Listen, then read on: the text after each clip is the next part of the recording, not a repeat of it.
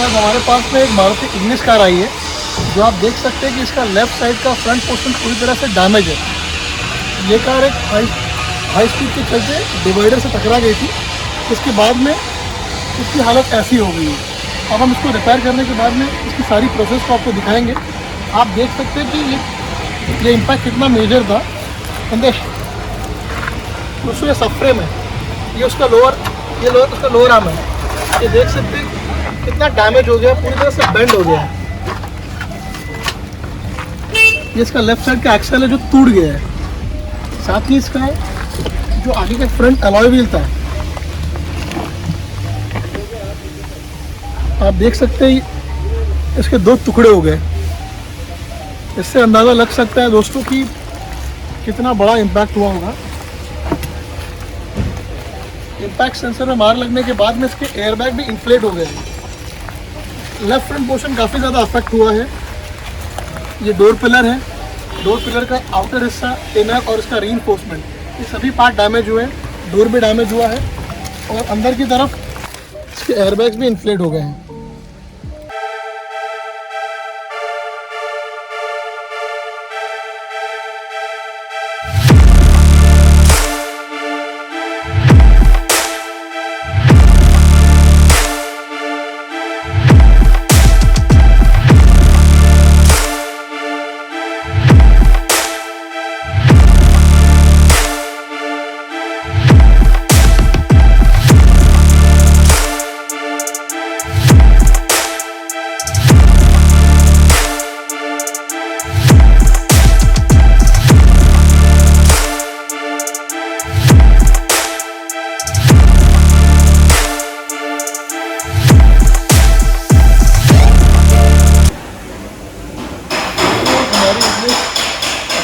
Day पे आ गई है।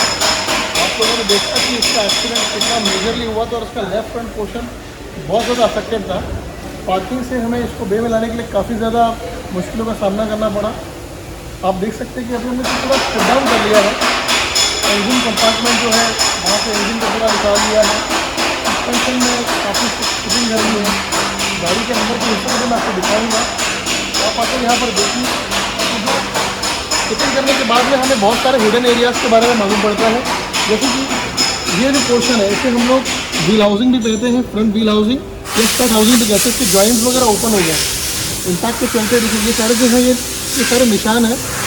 एक्सीडेंट के समय पार्ट यहाँ पर ऐसे टच हो जाता है, इसके चलते हो जाते हैं। और इम्पैक्ट इतना ज़ोरों से था कि इसके सारे जॉइंट्स ओपन हो गए हैं। इस पूरी असेंबली को हम लोग एप्रन असेंबली भी कहते हैं। ये 3 हिस्सों में आती है। आप यहाँ पर देख सकते हैं ये जो हिस्सा है ये इसका लॉन्जिट्यूडनल मेंबर है, ये इसका स्टड हाउसिंग या व्हील हाउसिंग है। आप यहाँ से देखिए लेफ्ट साइड का जो व्हील हाउसिंग है यहाँ पर गैप्स काफ़ी ओपन हो गए हैं। तो जब हम इसे रिपेयर करेंगे तो ये ध्यान देना बहुत ज़रूरी है कि इसकी जो ओरिजिनल स्टेट है वो बराबर से आ जाए। और अगर दोबारा कभी ऐसा कोई हादसा होता है तो इसके अंदर जो स्ट्रेंथ रहनी चाहिए कहीं ना कहीं वो उतनी ही रहे लेकिन पहले की। कंपनी से जो फिटिंग आती है उसको मैच करना डेफिनेटली बहुत मुश्किल हो गया है। तो 95% के आसपास अगर सही तरीके से काम करने में सही प्रोसीजर को फॉलो करेंगे तो इसमें जो स्ट्रेंथ होनी चाहिए वो बहुत अच्छी होगी। जैसे जैसे काम आगे प्रोग्रेस करेगा आप इसके रिपोर्ट को भी आप वीडियो में भी देखेंगे। सामने जो पोस्टर है वो बल्कर करते हैं, प्राइवेट में भी कहते हैं, ये भी बहुत ज़्यादा अफेक्टेड हुआ है। जैसे कि आप देख सकते हैं कि कार के अंदर से पूरा इंटीरियर हमने फिटिंग कर ली है। डैशबोर्ड, ड्राइवर सीट, को ड्राइवर सीट, डैशबोर्ड के पीछे बहुत तरह के इलेक्ट्रोड होते हैं। HPAC यूनिट होता है, स्टीयरिंग कॉलम होता है, इंस्ट्रूमेंट क्लस्टर होता है, केबिन के अंदर की वायरिंग हार्नेस होती है। तो सभी चीज़ों को अच्छे से सेट करना पड़ा, क्योंकि जब हम काम करेंगे तो कोई भी चीज़ हमारे काम करने की वजह से ज़्यादा अफेक्टेड ना हो, किसी तरह का वर्कशॉप डैमेज ना हो, इन चीज़ों का भी बहुत ध्यान देना पड़ता है। अब मैं आपको दोस्तों यहाँ पर दिखाता हूँ कि आप यहाँ पर नोटिस करिए कि जो एक्सीडेंट से इम्पैक्ट हुआ था उसके चलते कितनी सारी चीज़ें अंदर से भी डैमेज हुई है। इस हिस्से को हम काउल पैनल कहते हैं और इस हिस्से को हम फायरवॉल कहते हैं। आप देख सकते हैं यहाँ पे जॉइंट्स वगैरह इसके ओपन हो गए हैं। जो व्हील हाउसिंग थी यहाँ पर क्रम्पल हो गई है। साथ ही अगर आप नीचे की तरफ आएंगे इसके फ्लोरिंग के हिस्से में, तो फ्लोरिंग की पूरी यहाँ पर कंपल हो गई है। अगेन ये जो फ्रंट डोर पिलर का हिस्सा है, इसे हम पिलर कहते हैं, इसे हम रीइंफोर्समेंट कहते हैं और इसे हम आउटर कहते हैं। ये सभी पार्ट्स को हमें रिप्लेस करना होगा।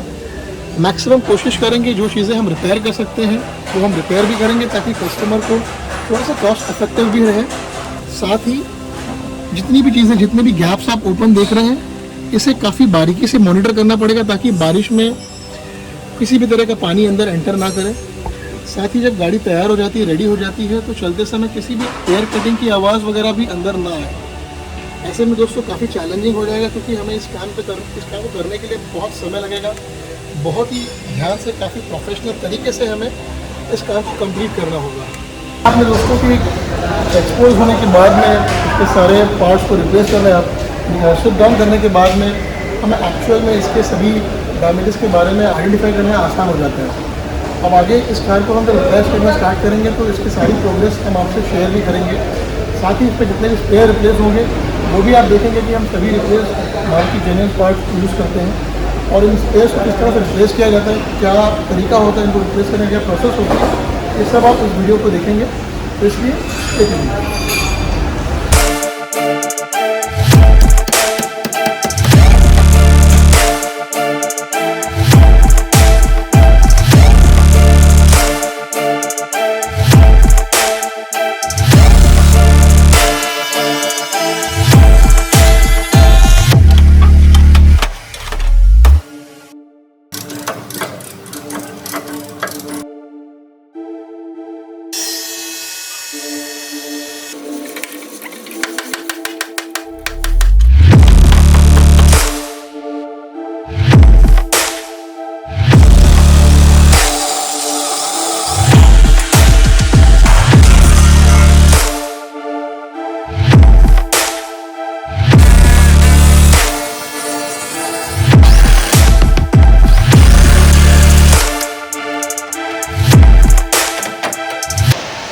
दोस्तों आगे बढ़ने से पहले मैं आपको इस एक्सीडेंट से जुड़ी हुई काफ़ी इम्पोर्टेंट नॉलेज देना चाहूँगा, जो बहुत ही इम्पोर्टेंट है। जैसा कि आप देख सकते हैं, आमतौर पर जब हम देखते हैं तो जितने भी एक्सीडेंट होते हैं, जितने भी आपने वीडियोस देखे रहेंगे, वो कार के एक्सटीरियर पे होते हैं, जिसमें हम बम्पर, फेंडर्स, डोर, ये सारी चीज़ें रिप्लेस करते हैं, और जिन्हें रिप्लेस करना बहुत आसान होता है। ऐसे केसेस काफ़ी रेयर होते हैं जहाँ पर कार के स्ट्रक्चर को नुकसान पहुँचता है। ज़्यादातर अगर कोई मेजर क्रैश है, उन केसेस में ही हम कार के स्ट्रक्चर तक जाते हैं। इस पर्टिकुलर कार में भी इसके स्ट्रक्चरल फॉर्म को डैमेज हुआ है। ये जो आप ए पिलर देख रहे हैं, इस समय हमने इसका जो आउटर ए पिलर है वो उसको हमने कट कर लिया है, ताकि आपको इंटीरियर के बारे में भी आइडिया है। ये जो आप पोर्शन देख रहे हैं, ये इसका इनर ए पिलर है। साथ ही अगर आप थोड़ा नज़दीक आके दिखाइए, ये जो पार्ट है ये ए पिलर का इनर पोर्शन है, और इसके अंदर आप देख रहे हैं ये रीइंफोर्समेंट है। आउटर वाला हमने कट कर लिया जो कि बॉडी कलर्ड होता है, ये वाला रीइंफोर्समेंट है, ये वाला इनर है। इसके ऊपर आउटर आता है जो बॉडी कलर्ड में रहता है पूरा नीचे तक। तो जैसे कि आप देख सकते हैं, ये जो पार्ट पड़े हुए हैं ये हमारा ए पिलर आउटर था जो कि बॉडी कलर्ड होता है। आपको नॉलेज देने के लिए हमने यहाँ पर थोड़ा सा काम को होल्ड किया। ए पिलर दोस्तों बॉडी शेल का बहुत ही इंपॉर्टेंट हिस्सा होता है। सो इस पर काम करना काफ़ी ज़्यादा चैलेंजिंग होता है टेक्नीशियन के लिए। अगेन काम करने के लिए काफ़ी सारे प्रोफेशनल टूल्स की भी ज़रूरत पड़ती है। आप देख सकते हैं ये जो सर्कुलर मार्क्स आपको दिख रहे हैं, ये सारे OEM से जो स्पॉट वेल्डिंग होती है इसके अंदर, ये उसके मार्क्स हैं। सो जब हम इस पर काम करते हैं तो हमें इंश्योर करना पड़ता है कि हम इसे प्रोफेशनली ही निकालें, ना कि किसी लोकल तरीके से, क्योंकि ये बॉडी शेल का हिस्सा है। तो इसे यूज़ करने के लिए दोस्तों हम ऐसे कुछ प्रोफेशनल टूल्स यूज़ करते हैं, जिससे काम करना थोड़ा सा आसान हो जाता है और इसे काफ़ी नीटली कर सकते हैं। क्योंकि जब हम इस नया ए पिलर रिप्लेस करेंगे तो कार की जो स्ट्रेंथ है उसमें कॉम्प्रोमाइज़ ना हो।